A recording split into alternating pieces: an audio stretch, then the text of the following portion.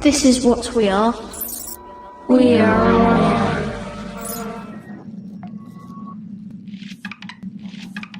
We will start a very special session here to close this post-advertising block. So I would like to invite to the stage Ricarda and Caia from Sofa Magazine.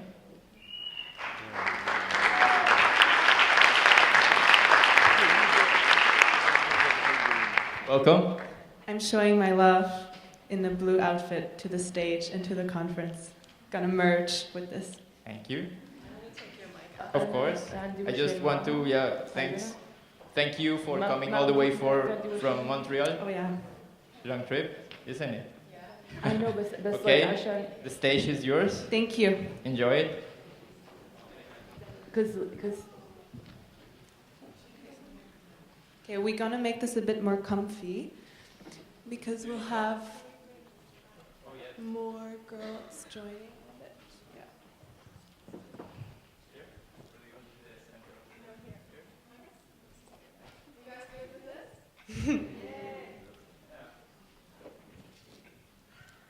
All right, let's start. And I'm gonna point to you, Gabrielle, yes? At you. Okay. Haha. Gene Wilder is being his usual funny self here on stage. To kind of mark, because one of the things we've noticed about this weekend, which is amazing, by the way, thank you so much, IAM, for organizing such a dynamic program. We've heard so many stories, individual stories of innovation, of vision, of transformation, and of personal storytelling. And one of the things that's come up a little bit is dystopia and fear and nostalgia and sort of the desire to fall back on what's familiar because we're afraid of the unknown. So we just wanted to start our talk by saying, hey, it's a hot moment, actually. This is an opportunity that we see, probably unprecedented because of the way technology and human interest have come together like never before. So we want to just say a few words about SOFA before we invite a couple of special guests onto our SOFA with us today. Just to give you an idea of why we've created this platform, because why do we need another magazine? So, should I go to the... So yeah, well, first of all, I'll let you tell our personal story, but I just want to say that, the reason we need SOFA is because we are in a cultural shift, and although the individual stories that we've heard from so many people, I'm thinking of Celia, Amal, Amani, Cecilia, there's been so many stories of individual triumph, which have been really inspiring for us to hear this weekend. And often those cases are much more rare than if we had a society that could really nurture and support the visions of all people. So we want to create a platform where we can entertain all kinds of voices, all kinds of points of view, even ones we don't agree with, in order to have these conversations like we're having this weekend, to create momentum around change, so it's not just a celebrity endorsement, it's not just another ad campaign, it's not just a sexy slogan, but it's actually systems change. So we see policy following ideas. So we want to mark and celebrate the individual stories that we've heard this weekend, but we also want to mark the fact that we're interested in seeing like the deeper changes so that many more of those stories can be told in the future. But of course, we also have a personal story, which Ricarda's going to tell you now. As you can see us in the background, this is pretty much summing up our relationship. So I met Caia 2014. She's based in Montreal. I'm from Berlin. We met because of another project, but I've probably seen you 25 days in total in Flash, in person. So actually also thank you for making this happen, that I can see her again. But in the last 4 years, I don't think I've spent with anyone more hours on Skype, on iMessage, on whatever platform there is. And I probably also shared with you my darkest moments. You've been through good relationships with me, also through a really shitty one. And it was pretty interesting at a time when I also realized that I actually tell you even more than I maybe even tell my friends that I see every day. And there was something also that we realized, what we can sort of like, the way we're communicating digitally. And then there was just this urge last year to sort of create this very empathetic conversational zone, like we're sitting basically right now on a sofa, and how you guys sit on a sofa at home with your friends, but also not just talking to our friends, but inviting strangers, people we don't know, people we also disagree with. I think this is what we need more than ever, to just not sort of be in conversation with the people who also share our opinions. So the idea of Sofa Magazine was born. And I'm going to point to the next. This is, no, hold on, let me go back. Very sensitive, this little thingy. How do we go back? Can you go back some slides? Okay, wait. Okay, yeah. So the magazine is one part of it, but we tend to also refer to it as the universe. So we would like to establish a sofa universe, and the magazine was launched last year. We have 2 issues, which we're just going to shortly present to you also in a bit. The Talks is also an important series, one we'll be having today. And tomorrow there's also going to be a workshop happening that Andres already told you about. And then there's the idea that we actually have of establishing chat rooms. And it would be interesting to maybe even talk to you guys, because we all remember the 90s chat room where we just met with a bunch of strangers. But I feel like also in the last years it more kind of turned into this bubble conversation that we're having, maybe in group conversations on Facebook, or there's not so much anymore like a space on the internet where you just really meet random strangers. And we've been thinking about it the last month, how to maybe come up with a concept of bringing back the chat room of the future, but what would it look like? What is, I don't know, is it a safe zone? Is it not safe? To sort of like, yeah, maybe just concept this. So we're going to experiment with analog, with digital forms, and we also invite everyone to sort of share maybe their opinions or ideas with us so we can collaborate. Yeah.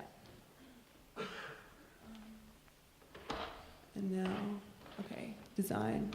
Or do you want to maybe start talking about the 40s, and then I go back to the... Okay, so content-wise, we're Sofa.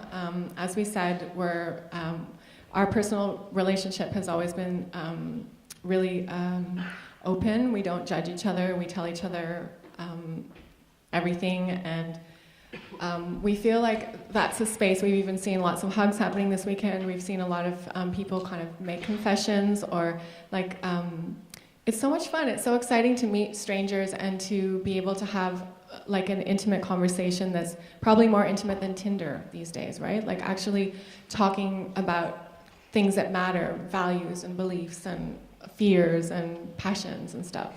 So in the spirit of that, our kind of a mandate around content is to tackle one tantalizing, terrifying, tantamount, or taboo topic per issue. So we focus on one topic, and we do want it to have those elements. We want it to be terrifying, we want it to be taboo, we want it to be really, really important and really, really seductive, because we also believe that although we entertain culture a lot, especially in the media, you know, we have art criticism, we have pop culture discussions, we don't actually have a lot of respect or give a lot of space to the parts of culture that probably have the most influence, like video games, like pornography, like music videos, and even commercials. So we'll talk about that later, because today we're in the post-advertising section, so we'll go more deeply into the advertising side, but just so you know, we're smutty.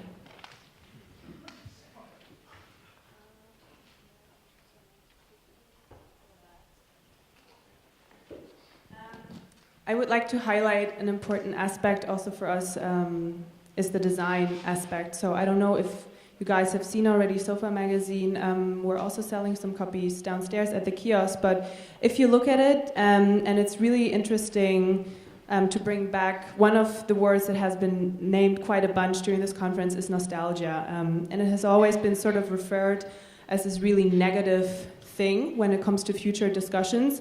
But actually, as Caia was already highlighting when it comes to our editorial voice, from the beginning it was pretty clear to us that we want to mix high and low culture. And in the last years, I also come from the indie publishing background. In the last years, especially, magazine market has been sort of flooded with this really high-end production quality. Oh yay, we can show it. This is baby number 2, which we just launched. And one early idea we had is that the design should for sure also speak for itself and should underline what we want. And we decided to sort of go back to this like trashiness of, 90s magazine, which you might think is nostalgic, but we also feel like nostalgia can be a really useful tool to sort of invite you to the future. I mean, it's of course very important that we're not just reciting again or recycling stuff, but maybe there's something that reminds you of a certain era. So yeah, if you look at this, you think of like Teen Bob in Germany, we had Bravo, but then once you open it, you kind of actually see, okay, there has been like maybe like added new content, but we wanted to play with this older assumption and sort of like mix also high and low culture. So also the design and the aesthetic is a very crucial aspect for us. And we also, of course, want to play with the assumption. I mean, one of the most feedback we actually get when people just buy this for €6, they usually just expect imagery, and they're quite surprised that there is conversation and content happening. So yeah, that was also one of the early ideas when it comes to the format. And yeah, this is... Also, I'll just add that with the nostalgia, it's a way to be familiar, because we've also talked a lot over the weekend about how the unknown is really scary for a lot of people. Probably not for us, but for a lot of people who are unconverted, who we would love to invite into this experience that we're having about embracing the future and embracing change. So sometimes when you see something that feels like you maybe know it, it's a little bit familiar, you'll be more probably persuaded to pick up that thing and have a look at the ideas, and then before you know it, you're reading about like we have in this issue an interview with the founder of Bit Nation, which is the first cyber nation, and it's actually doing a ton of work. They're working with Anonymous, they're consulting with Estonia, they're consulting with other major governments around the world, and actually, giving ID to undocumented people, and they're using Bitcoin as their currency. So it seems kind of scary when you speak to her. She's totally rational and incredibly intelligent, and it's a really deep piece of investigative journalism. Well, that's not investigative journalism, that's a Q&A, but it gives you a deep insight into a potential future that can be really exciting, but you wouldn't have necessarily thought that when you look at this cover or some of the aesthetic references that we're making. Yeah, just to go maybe back to the beginning. So yeah, this is issue 2 on cyberlove, but we launched last year in summer with our Generation Z issue, which obviously stands for the future of society. And we were interested in getting actually in touch with teenagers. And one thing that seemed just very crucial for us was where we also feel like this is being done a lot in the media, that just there's a lot of conversation about teenagers but not with teenagers. So one of our editorial ways is to always invite a guest editor, and we found this amazing teen on Instagram, Andy, and she guest edited the whole issue with us, and she also invited her voices, so to sort of have a mix and also just like a credibility, and that it's not just like us talking about the segment of generation. And there was also a really interesting article from a guy who works for a big corporation,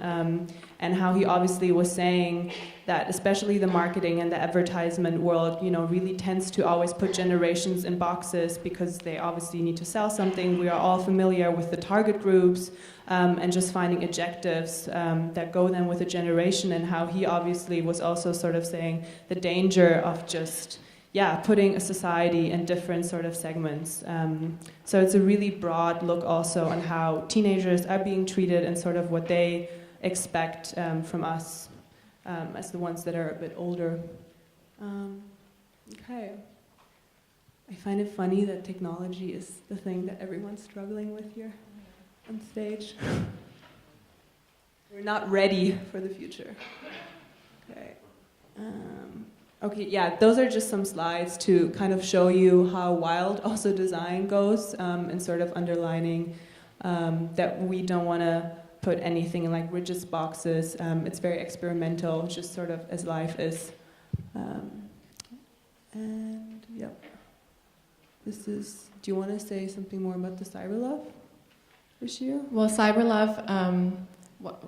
Our guest editor for this issue is the philosophy columnist at the New York Times, and one of the things that she mentioned in her hello to readers was about how we often use the term cyber in a negative way, like cyberbullying or cyber attacks, or we use the actual word cyber in the violent aspects of the internet, and we use digital as kind of the good stuff. So when we said cyber love, it already creates a dichotomy that might be a little bit unsettling.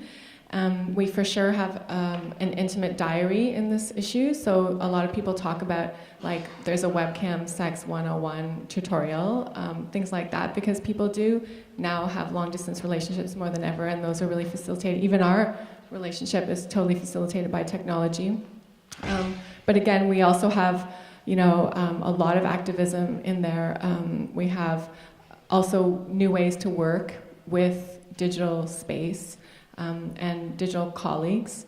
So, and we were talking earlier, I think somebody's dream was to have a borderless, genderless, ageless future, which could be a little bit boring, but let's just say we did try that. Well, that was our fantasy for our fashion shoot, and what you see on the cover is a boy wearing a Gucci dress and an androgynous girl sort of dreaming her future as well. And so we kind of put, we're very careful as well to include stories from lots and lots of different spaces, also traditionally marginalized spaces, because the internet has it. We won't say it's fully democratized, as we know there's some issues around that, but for sure the internet has allowed voices that have never ever been heard before to land in some of the mainstream dialogues or create their own.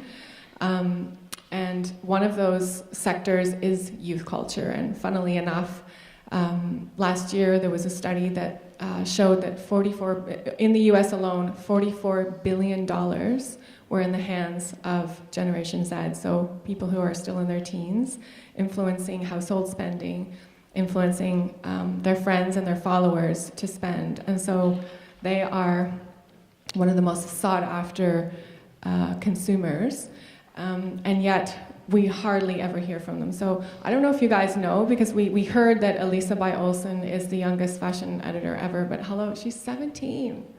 Isn't that cool?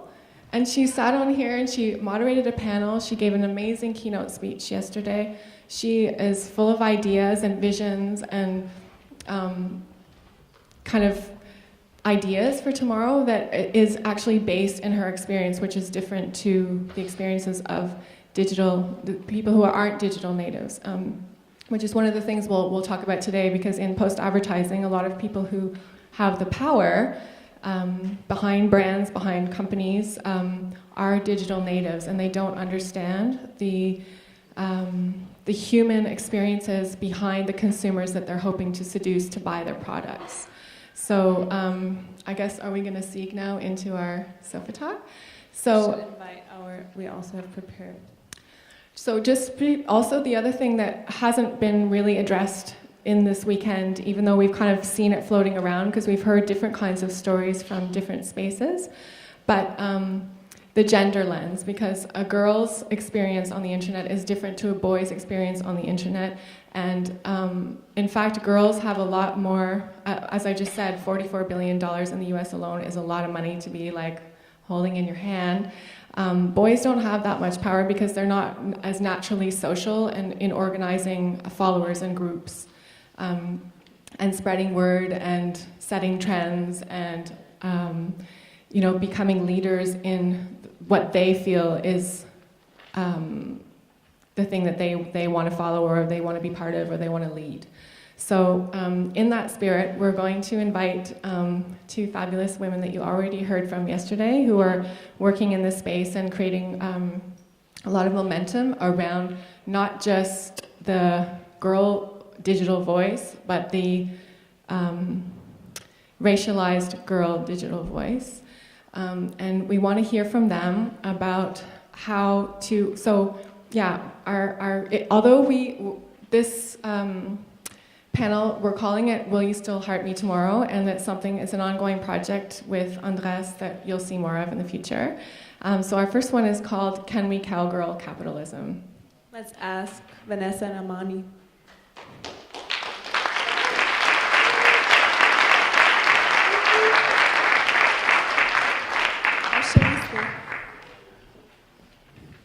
Where shall we sit? So, of course. Are we both going to be sitting on the sofa? Yeah, on the stove. I mean, it makes sense because we're talking to sofa, right? So I hope you were all here yesterday and you got to hear about Vanessa's experience with Women's March, and you didn't go so much into OK Africa. You might want to do that today. Sure. And Amani's experience around Muslim Girl, and how both of you were instrumental in different ways and in different experiences, which you can speak to from your points of view. But turning something that even 2 years ago people would have gone, huh? Into like mega powers, right? Influence. And the other thing that we want to say around advertising and influencers is the fact that, well, because of the fact that so many people in power behind brands and corporations are not digital natives, they're digital immigrants, they need influencers. They need authentic influencers, people who actually have a deeply rooted experience in that space and that life experience. So let's start with Amani, because you have a new deal. I don't know how much you can talk about it, but do you want to just tell us about your deal with Orly and how you might have behind the scenes cowgirled capitalism into being able to fund something that's important to you in a time when, for example, when the Muslim ban came along and companies like L'Oreal that pride themselves on diversity, futurism, and everything didn't even stand up to defend their Muslim girl brand ambassadors or their like any of their influencers of color or of Muslim girls. How have you manipulated them in turn? So, first of all, it's important to just acknowledge that Muslim women are having a moment right now, right? We talked about it yesterday briefly about how everyone's talking about who Muslim women are. Everyone, you start seeing the imagery of Muslim women now popping up in pop culture, in mainstream media, in ways that are really benefiting a lot of already established powers, right? A lot of established forces that be already. And everyone's curious. Everyone wants to know, everyone wants to talk about it. And just like how Muslim women are kind of left out of the conversation when it comes to media and how we're represented in the media, likewise, I think that it's important for us to recognize the inclusion or the exclusion of Muslim women when it comes to brands, right? How many people in the audience have seen a brand campaign that has included a woman in a headscarf in it? By a show of hands. Right. That is a really significant portion of this room. And there definitely would not be that many hands up like literally 2 years ago. So we're in a very vastly changing time for the visibility of Muslim women. And I use the words visibility and representation very specifically because visibility doesn't always mean representation. The way that I mean, what I mean by that is that having a Muslim woman's face attached to a brand right now is a really easy way to cash in on great PR, right? A lot of these brands recognize that right now, yeah, Muslim women are having a moment. Yeah, they're a hot topic. Oh my God, the Muslim ban and stuff like that. And so they know that if they include a woman in a headscarf, in one of their campaigns, they're going to get more exposure than they could possibly pay for. Their campaign's going to go viral, it's going to get talked about, it's going to get headlines. But the question is, right, yes, the Muslim woman is visible, her face is being used. However, is the Muslim woman actually being represented? And I say that because we're looking at this in a moment where Muslim women, where the Muslim community as a whole, globally, is under extreme adversity, right? This is the time where we're seeing the most legalized Islamophobia taking place here in Europe and also in North America. And yes, Muslim women are getting this like interest right now because they're a commodity. However, are Muslim women being included in the process, right? Like some of these brands, you know, as you mentioned, that have included Muslim women in their campaigns and things like that. When the Muslim ban did happen, you know, when Trump was making all these ridiculous comments, when hate crimes were escalating against Muslim women, how many of these brands made statements condemning that type of action against Muslims, standing with Muslims, saying that we stand for equality and justice for all human beings? Not one of them did. Actually, several months ago, Donald Trump's son, he posted a meme on Twitter that showed a bowl of Skittles. And he said that, you know, the Skittles are like refugees. Like, if 3 of the Skittles are poisoned, then would you take the risk of taking a handful of Skittles? And he equated that to the refugee crisis. And there was a lot of pressure on Wrigley's to make a statement who owns Skittles. And when they did, what did they say? They said, well, Skittles aren't people, and we can't say much further about it because we don't want this to get confused as a marketing scheme. It's like, what was the marketing scheme at that point when it came down to actually standing up for people and condemning a horribly racist statement? But yet, when we see Muslim women being included in campaigns that are going viral, that isn't considered a marketing ploy, right? That's considered, oh my God, it's amazing, it's diverse, it's progressive, and things like that. However, right now we're in a moment where diversity is becoming a commodity. Diversity is selling. These corporations wouldn't give a shit about diversity if it wasn't for social media and the fact that Generation Z, that millennials, are the ones saying that we want diversity. And we're not going to give you our money if you don't include diversity, right? That's the only reason. But it's important to make sure that the people in the rooms, behind the scenes, that are doing these things are the people that they're trying to tap into. Because what's the point then of creating, like Dolce & Gabbana, creating a hijab and abaya line for Muslim women if no Muslim women designers were included in creating it, no Muslim women consultants were included in creating it, no Muslim women models were included in the campaign. It was actually a blonde, white-passing woman that was modeling a headscarf and a abaya, primarily to a Middle Eastern Muslim audience. So Dolce & Gabbana didn't even attempt to bring this line into places like the United States, where that type of visibility would actually create a large impact for social good, where we actually need it and we don't have access to these products. Instead, they did it solely to cater to Arab money that already has these commodities available to them.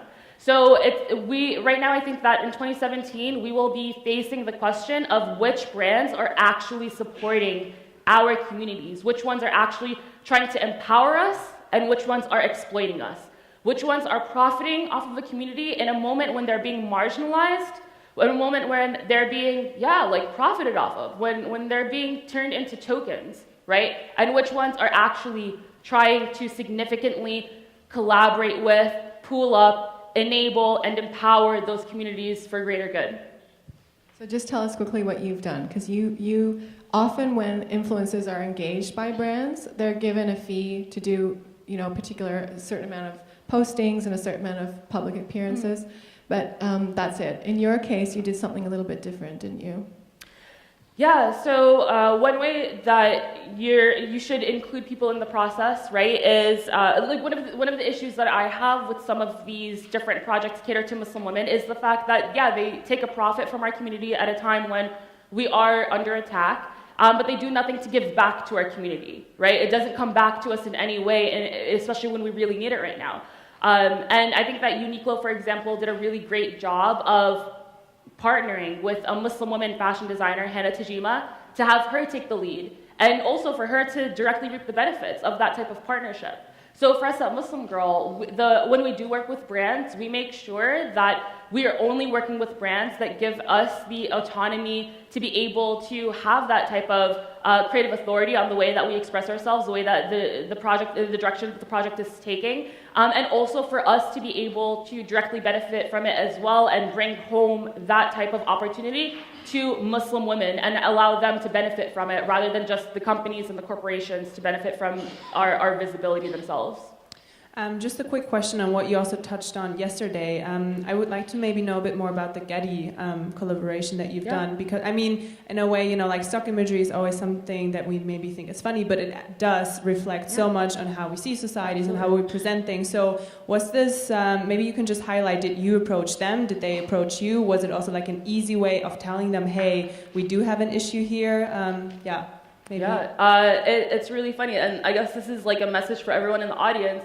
Our Getty Images partnership came by sheer coincidence. I was meeting with someone, and she had a meeting at Getty. She brought me with her, introduced me to a person who was the head of partnerships there, and I told her how at every speaking engagements that I do, I always ask the audience to whip out their phones and Google the term Muslim women and see the images that pop up. And usually everyone's shocked by seeing the wall of black, like faceless photos that pop up.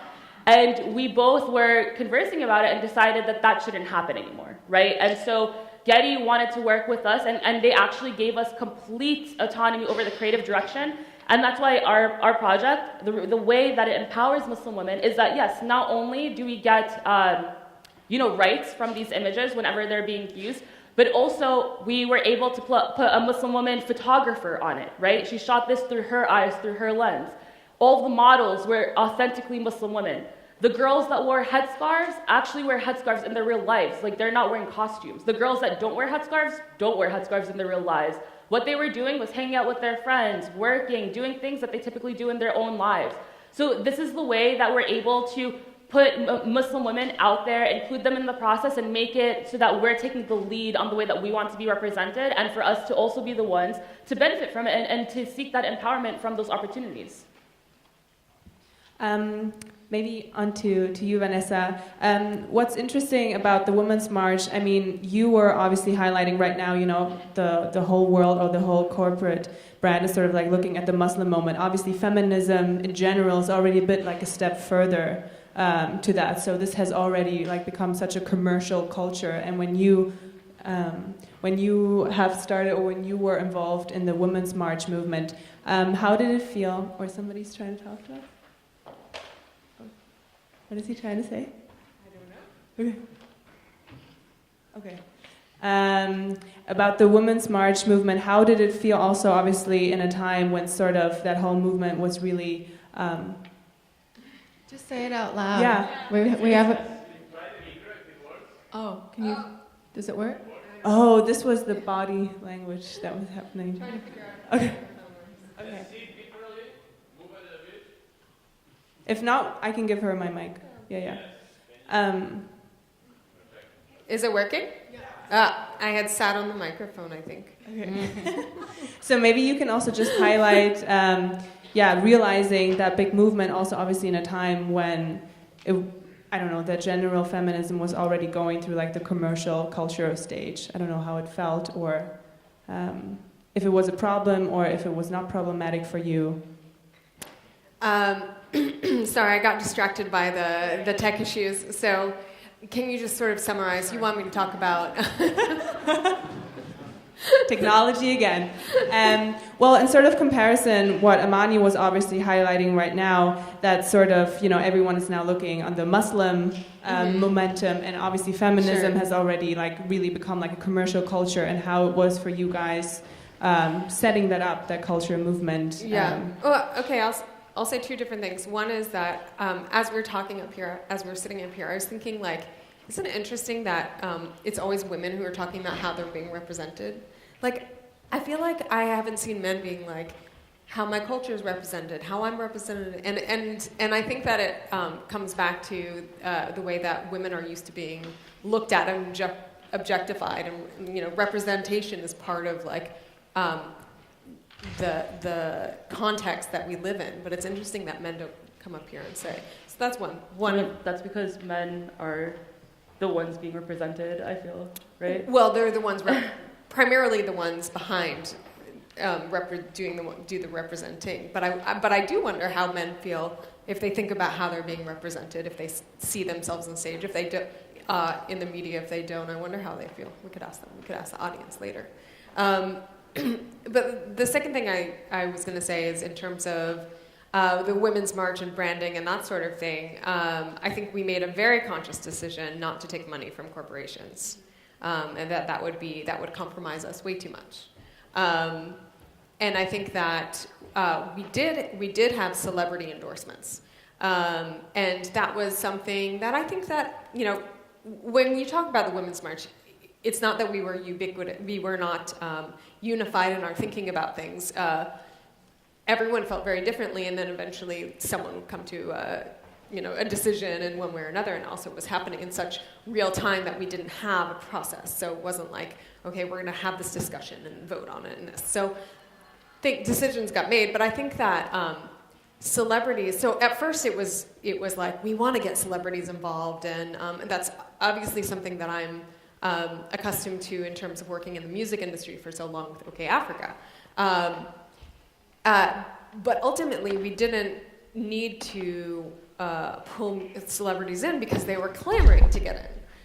Every celebrity wanted to be there. You should have, backstage in DC, it was crazy. Katy Perry walked past me and I didn't even know, I wasn't even thinking because I was, and Madonna was up on stage and we were thinking, I probably shouldn't say this out loud, but I will. Madonna was up on stage and she was supposed to do a song. And then that was it, but we were over time, and so she sat up there and she talked for a long time. And then she did a song, and we were like, okay, thank God she's done. And then she did another song, and we were like, oh my God, we don't have the time for this. Please get off the stage, Madonna. Which is a weird position to be in. Madonna's like, and I am never doing anything for you again, Vanessa. But celebrities were ultimately, they were posting about it, which I thought was great because the idea is as many people as possible coming out and standing up for themselves and for other people. But on the other hand, it does run this risk of commodifying what we're doing and tipping it into the celebrity culture, which is actually part and parcel of how we got here in terms of, yesterday I said we elected a reality TV star. So there's that rub of if we use celebrity, is that okay, or are we just recreating the problem that created this situation in a sense? One of the things that we talk about in our SOFA Observatory in the two magazines is the difference between visibility and agency, I guess. So if you one of the things about celebrity feminism, for example, is that it gives the illusion as if it's a fait accompli, right? As if the project is complete now and we can, wash our hands and say, job well done. But in fact, women still on average earn 73 cents on the male dollar. It's not, the project is not even close to being finished. So when you, one of the things that we were measuring actually mathematically, we turned it into kind of a math lab, is to measure how much influence influencers have. And we went back to, I don't know if any of you know about the 1-9-90 theory, about how, the 90% follow the 9% who follow the 1%. Oh, right. And the 1% are the real people who might have less followers, but they have followers who are much more engaged, and they have strong opinions, and they have beliefs and attitudes that are, they live to the core, like you both. So when you're engaging in... Are you accusing me of being part of the 1%? Well, I'm inviting you to maybe consider the fact that you're... A very different 1% than we usually talk about. No, but that you're and even the word authentic is kind of annoying. I don't know, we might have thrown it around a little too much, but people who have integrity and ethics behind their brand, if we're all brands, is different to a celebrity like Madonna, who's going to get behind the Women's March because, well, her brand is in line with that brand, but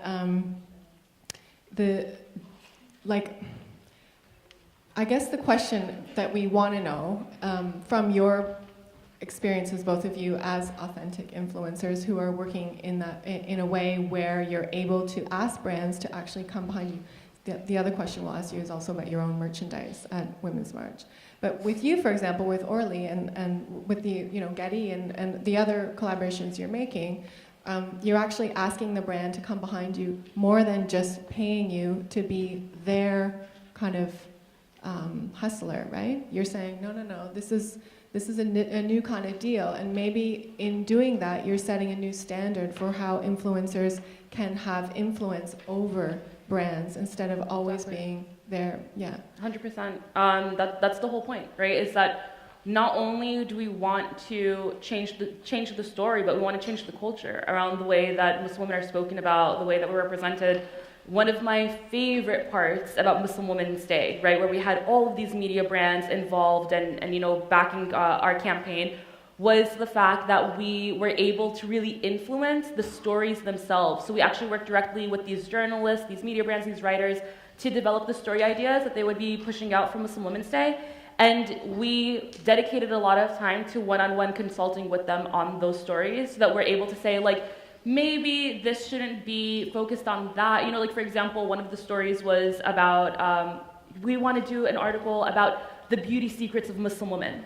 So I said, okay, now imagine if you said that you wanted to write an article about the beauty secrets of Christian women. And they're just like, no, that wouldn't make sense. How would that, I was like, exactly. That's literally just as much as how it doesn't make sense to say about Muslim women. They come from every part of the entire world. So who are you speaking about really? How about you do a story on beauty secrets from Muslim women from the Muslim countries on the banned list, for example? Right, so when we brought it to them in that way, they were just like, oh, we get it. Like when the people that need that representation are the ones that are allowed to lead, to take charge and really show the way that they want to be represented, it really allows so many eyes to be opened, and in that way we were able to completely just impact and tweak it across the board the way that they looked at Muslim women's stories, the way that they spoke about them. And that obviously is going to have a long-term effect. So I totally agree with you. I think it's really important for the 1% of that influence that you're referring to that does have these important messages of like social good and inclusion behind them to be the ones to take the lead. And brands and all of these like superpowers, their role should be really if they pride themselves on being allies and valuing diversity, then the best way for them to be allies is to let us be in the forefront, let us take the lead and move them forward. One of the people we wanted to ask on the stage today was if there was a media, a PR or brand executive, just because to us it's totally comfortable to allow people with authentic influence to take that influence in their direction and bring it to their people in their way to speak your language, right? Mm-hmm. And that has to happen in a world where brands no longer have any traction or credibility at all with the public, right? And we know they're co-opting activism and diversity when they're slapping slogans around things, but they're not actually engaging with authentic influencers. So the question would be then, how do we reassure brands that the future is to just give us the mic and let us run with it and trust us? Because that's kind of scary for a lot of brands. They and we can talk about, again, Pepsi, and we saw Momondo yesterday. That was pretty inspiring, wasn't it? Yeah, that was because they're also not selling a chair. They're selling an experience of travel, which is about exploring and curiosity and meeting new people and meeting strangers. But we also talked about it briefly before we got on stage, and also when we talked to the Momondo marketing person, and I found it really interesting when I asked him, when did you actually start producing this? And he told me it was a 2.5-year process. And I feel this is also, especially in marketing and advertising, when it comes to more than just jumping on the bandwagon of a moment, but you feel like, okay, they've been producing this for 2.5 years, and you feel the difference to probably a Pepsi ad that was, done, maybe in just a couple of months, because they saw, okay, people are going on the street, so we're gonna make a similar kind of thing. But I think there is also this like moment and like, or the formula of patience and time and observing for brands. Obviously in a capitalist world where everything is accelerating so fast and everyone wants just to sell, actually do slowing down and observing and taking time when it comes to producing and like sending messages out in a time where messages are usually just instantly being sent out. And that was also a really interesting thing for me to hear from him, that they produced this for 2.5 years. So if you girls were cowgirl in capitalism, what would you say to brands about why they should trust you? It's necessary, you know. If you don't even want to look at it from the perspective of it's just the right thing to do, especially if the point is genuinely to uplift, you know, which, you know, that's a very optimistic viewpoint when speaking to some brands, right? But if that's the case, then yeah, it makes sense to allow them to be the ones to take the lead, to be part of the process. But even more so, if you want to look at it on corporate terms, then it is for the best of the company as well. Because guess what? When you don't have people of color in your rooms creating that content, then something horrible like the Pepsi ad is going to happen. And it's going to cause you much more damage in the long run that's irreversible. So just avoid that in the first place and actually abide by the ethics that you're touting in order to make that profit that you're seeking. Is that weird that the CEO of Pepsi is a woman of color? It's interesting, isn't it? You know, I think it shows also how the bureaucracy in corporations works, right? It goes with the whole, like, just because we had a black president in America doesn't mean we live in a post-racial society, right? Like, there's a much more systemic issue underneath. So that symbolism of having a person of color in like a leadership position doesn't mean that the work is over. You know, it could symbolize progress, but there's still a lot more work to do beneath the surface.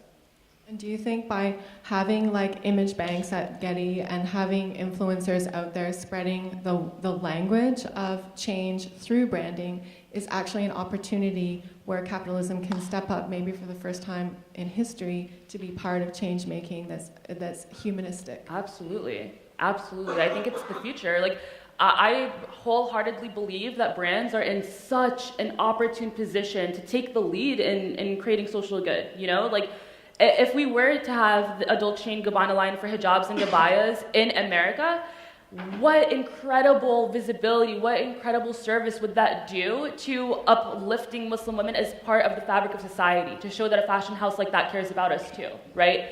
It would do a tremendous service, and that's the whole point, right? Is that we need brands with guts that are willing to actually step up and say that message. Like you said, they do get scared, but that's bullshit. You know, they're scared of change, and they need to move forward with the times because otherwise they will get left behind. Do you want to talk about the Women's March merch? You know, I don't think that it's that deep or complicated, but I think that the Women's March ultimately was about, I don't have the actual numbers, but 60 to 70% crowdfunded, meaning the people who are coming and the people who want to support paid, rather than getting big donations by partnerships, organizations, and foundations, and so forth.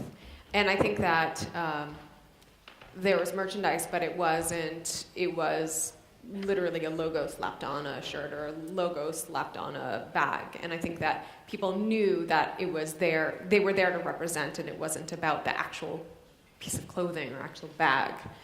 So I think that that's, you know, I think people were, you know, it'd be interesting to know, like, were you buying this because you would like really like the look of it, or were you buying it because you wanted to support something you thought was really important?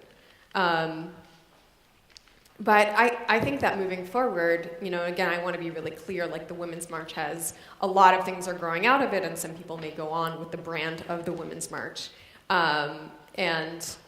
Another thing that's developing is something that I'm involved with, which is called March On. I think I mentioned it yesterday, and basically it's you know, a coalition of all the women leaders across the country who were organizing in their states. And I think that it's a real question: should this be a brand? We don't have a logo right now. You know, maybe I should open it up and say, hey, anyone who is here at the conference, any of those brands or designers out there, like maybe everyone wants to like send a March On logo, and like we'll use them all. You know, I'm just not sure if we go the brand route, like March On's going to be this brand and people are going to trust it because it has this stamp on it. Does that somehow denigrate the ethos of the movement and making change in the world. If we buy into that system, is that okay? And I think in an ideal world, like, no, we actually wouldn't do that. We wouldn't do that at all.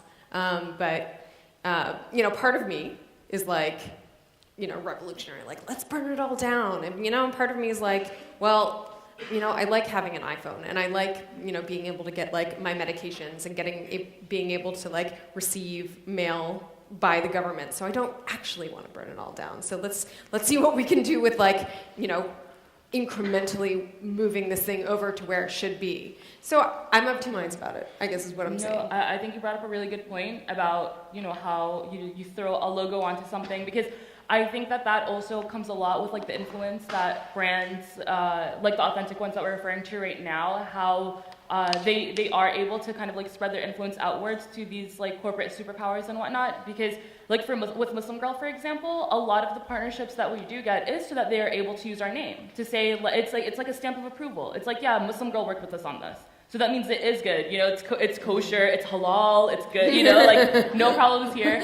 And that's something that's really valuable. So I think that also is able to give influencers leverage when they are talking to these major corporations, because it's like, okay, if I'm gonna lend my brand, my name, put my logo on this, then I have to make sure that every detail of it is something that we wholeheartedly believe in and something that we stand behind. And in that way, that's how you can kind of, like, keep multiplying that influence outwards. I think now, but we have 4 minutes left, and Anders wanted to come on stage and maybe read out some questions from the audience. There he is.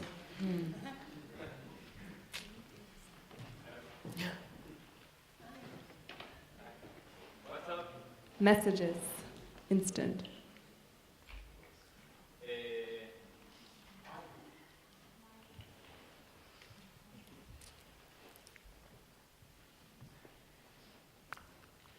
There has been people have been commenting in the WhatsApp group, like, Rosie, it's your time.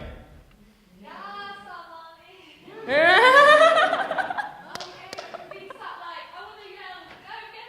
Yes, thank you, girl. Rip, look at you.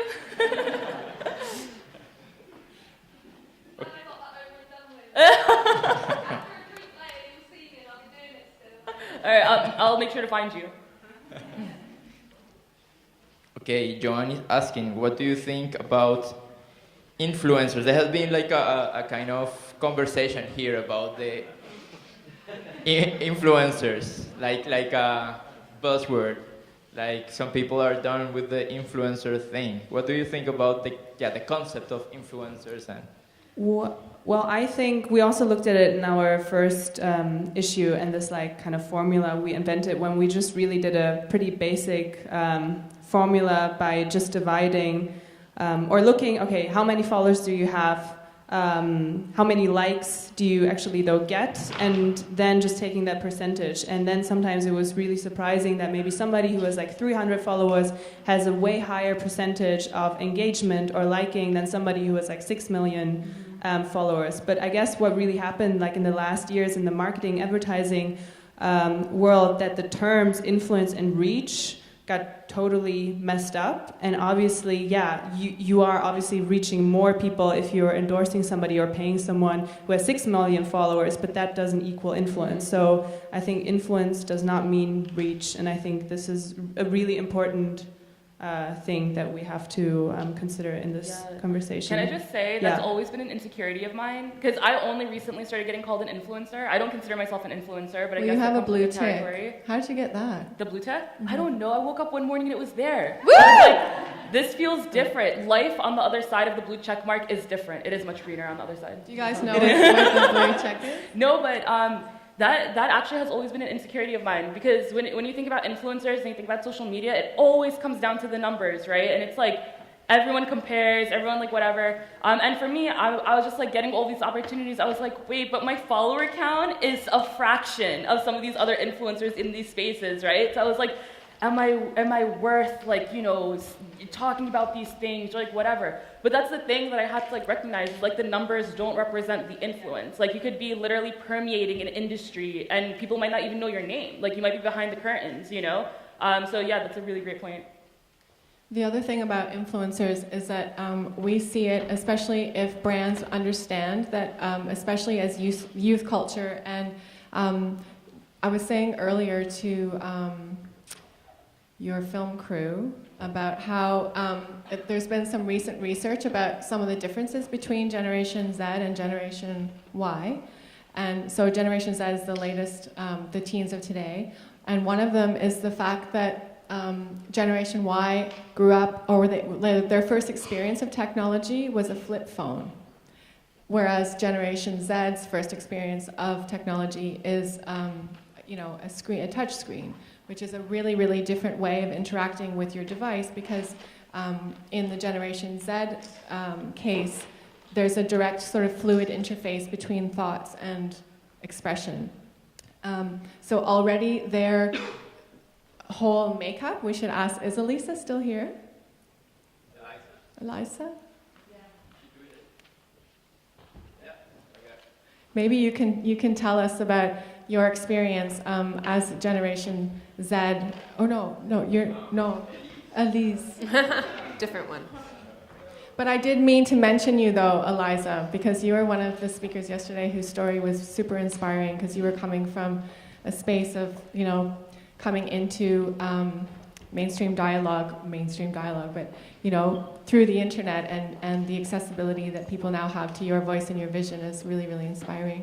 So thank you for actually that interface. But okay, for influencers though, the fact that that they're now positioned because of their mastery of not only devices but crowds means that they have an influence that brands can't ignore.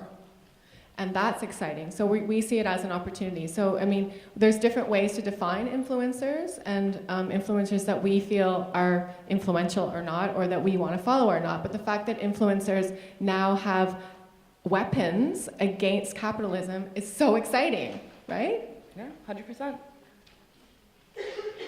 So we'll share one more question because we're a little bit behind schedule. And this is actually a tweet from Eliza. I will read it out loud. So, intrigued by this discussion at hashtag IAMW17, but do wonder whether we want a more diverse 1% or to change the system that causes inequality. And I will pass the mic to Vanessa. Oh, you don't need to pass the mic because I'm already mic'd. I don't know. Well, are we talking about the actual 1% versus the 99%? I think the 99.1% is what we're referring to. Yeah. Wait, well, let's ask her. I'm wondering, because we're having a conversation which is useful about how to make sure that the 1% influences are more diverse, right? That the brands with power are not just exploiting but representing. But at the same time, I think, fuck that system. Why do I want to just be assimilated into it? I want a system that is more ground up, more representative. So how much are we trying to diversify the 1%, and how much are we trying to change the system that creates the 1% to begin with? Yeah, no, I'm totally on your level. I mean, I'm a fuck the system kind of girl, So, I never consider myself an influencer. So it's somewhat strange to be termed that. Honey, you brought 5 million people Yeah, together. but it wasn't me. That's the thing, is it wasn't me. I was part of something much larger. Which isn't bad, it's in some senses I would feel very proud to be an influencer. It's just a strange, the strange idea of that weird celebrity culture thing. But what system can we think of? We had this email exchange about brands, and one of the questions I posed is what purpose do they serve for us, and what would a world without brands look like? And I think that's an interesting mind experiment, is how are they useful to us? But ultimately, if we replace the word brands that we've been having in this conversation with corporations, we probably wouldn't say some of the things we said, because then we would have to be, it makes it much more clearly transactional than when we say brands, which is slick and cool. So Eliza, I don't know if that answers your question, but I mean, yeah, let's break the system. And we should talk about how. Can I add to that? Yes. So I think that's an excellent question, and what I will add to it is that there's a difference between playing into the system and playing the system to change the system, right? I think that there's a lot of opportunity for us to use these new tools that we have at our disposal, especially that are at the hands of people of color now too, to be able to subvert the system that kept us, you know, just contained for so long. Because to me personally, being in like this like 1% or whatever, that's not the end goal. That's just the means to the end, you know? So it's a process. And likewise, you know, you asked about diversity in that 1%, right? There's a reason why even within those marginalized communities that are rising up right now, there's privileges, right? Like if I had the similar skin color to you and I was wearing this headscarf and I was saying the things that I would say, because of my privilege, many people, if I was a shade darker, maybe people wouldn't even give a shit about what I have to say. You know, like I don't know that. Who knows? But to me, like my philosophy is use that system that has been trying to, you know, just oppress us for so long to instead flip it on its head, right? Open up the doors. And it's one point for us in a long evolution of the representation that we're seeking, the influence that we're seeking, and right now I consider it as this is another step in that ladder. And I'll just add that not by coincidence, the majority of the so-called 1%, now that's an arbitrary figure, it's more to show that there's a small number of influencers who actually have influence. And as it happens, the majority of the so-called 1% are people of color. They're people who are coming from marginalized spaces, whether it be for race, whether it be for class, whether it be for sexual orientation or the way you choose to identify. Because it's those people that have the most compelling stories, they have the most resilience, they have the most experience around pain and transformation. And so they have attitudes and opinions and belief systems that are worth following. So interestingly enough, that's the way we're moving. But then are they being exploited? Well, that's why we're having this discussion, because we want them to exploit. We want them to cowgirl capitalism.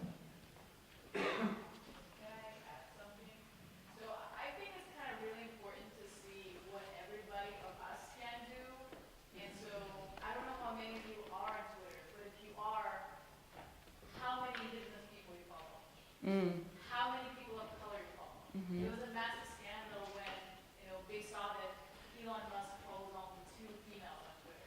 So for each of you, how many people that are different to you that would present, the underrepresented people, how many of them you follow, how many of these things you share, and what you can do about making those stories more visible? Because each of us can do something so that these stories are less marginalized, and each of us should do something about it. Sorry. Great. Totally right. Thank you. That's the thing. That's the thing. Wow.